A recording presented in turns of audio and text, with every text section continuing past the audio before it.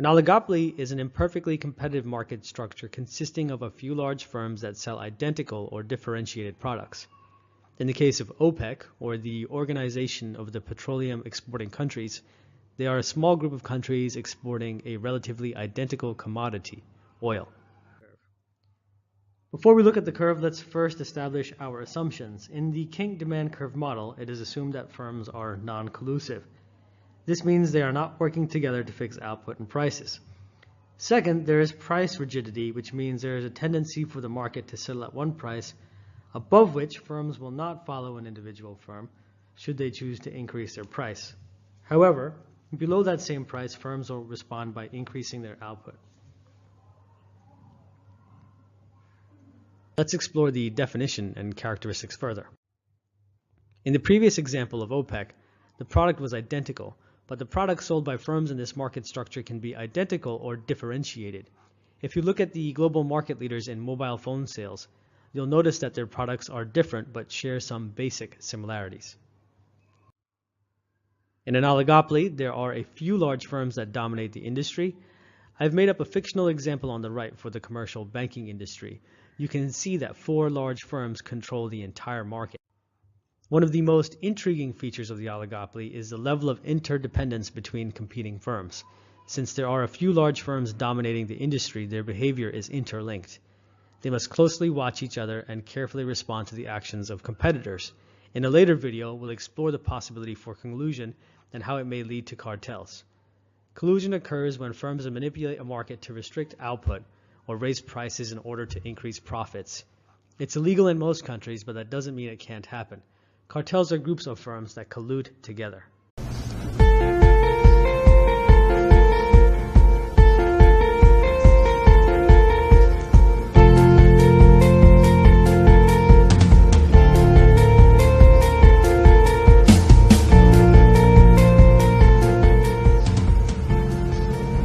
Oligopoly is a market structure characterized by a small number of firms. The shoe industry is an example of an oligopolistic market. If you want to enter this market structure, keep in mind that it won't be easy, because there are a lot of barriers to enter, like large amount of capital, efficient use of resources, careful managing of income. Also, you have competitors. These firms have great interdependence among them. The changes one of them makes affect the others. Changes in prices and also in market strategies. That's why another characteristic of an oligopolistic market is prevalent advertisement. The firms are producing more and more ads to promote their products.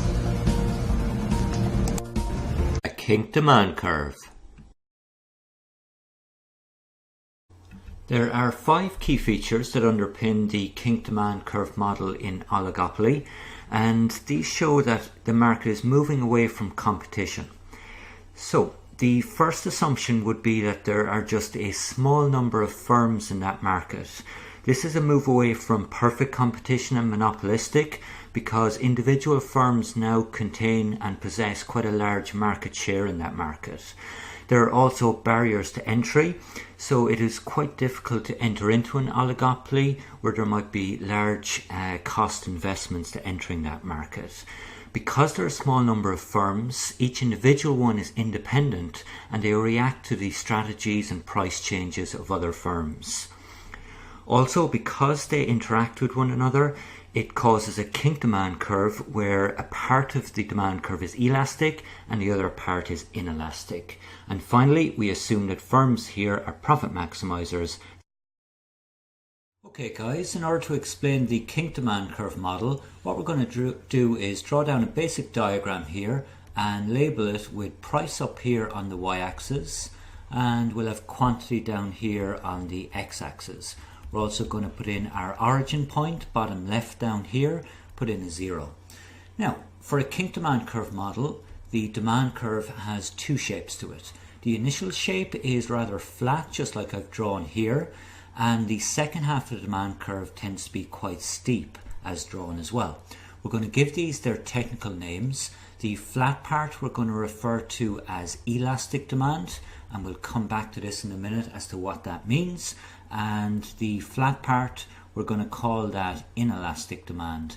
And once again, we will come back to that in just 1 minute's time. Okay, we're going to assume that there's a small number of firms competing in this market and that each firm is charging a price level just at the kink in the demand curve. So we're going to call this P1, the starting price, and from this and from our demand curve we derive our quantity for sale as well. And we're looking at it for just one individual firm here. Just like any firm, this firm here may want to try and increase its total profit, so it may change its pricing strategy. So what it may do is try and increase its price level to see if it can increase its total revenue. So it increases price level to P2. We can indicate that with an arrow here. And what we're going to look at is the impact on the quantity demanded, the quantity sold by this company. And what we can see is quantity demanded drops down to Q2. So from a relatively small increase in price, what we see is quantity demanded drops proportionately more. And this is exactly what we mean by elastic demand. The reason for this is that if one firm increases its price, other firms tend to leave that firm off. They don't follow with a change in their pricing strategy, which means that this individual standout firm tends to lose an awful lot of customers as indicated here, and total revenue falls. The other strategy that the firm could employ is to decrease its price level. So if we take an example here where they start off again at P1 and they decrease their price level down to P3, we can see the impact again on quantity. So we have a decrease in price here and we have our impact on quantity as traced out by the demand curve. And just by visualizing this here, you see a relatively large drop in price, but a relatively small or proportionately smaller increase in quantity demanded. So what this means overall is that total revenue drops after a price change.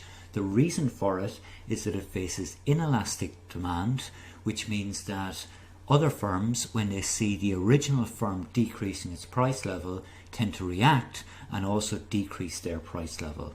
So while the first firm gains a few extra customers, the increase in them is proportionately less than the price change. So overall then, firms in a kink demand curve model tend to stay at the kink and charge a price of P1.